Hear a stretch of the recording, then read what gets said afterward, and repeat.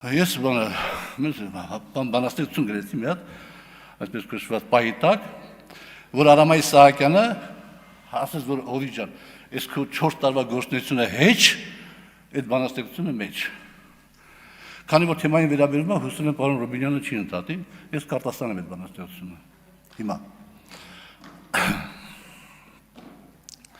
նորից ժամանակը կանգնել է, ամեն ինչ կսկսվի նորից։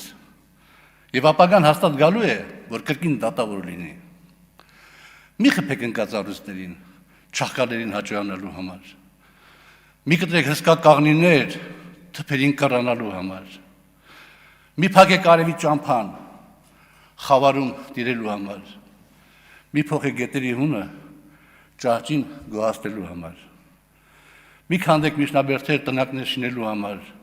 Մի քանդեք մարտաճարներ, ճամփաներ փոխելու համար։ Մի երկեք պատվիրված երկեր, լրությունը լցնելու համար։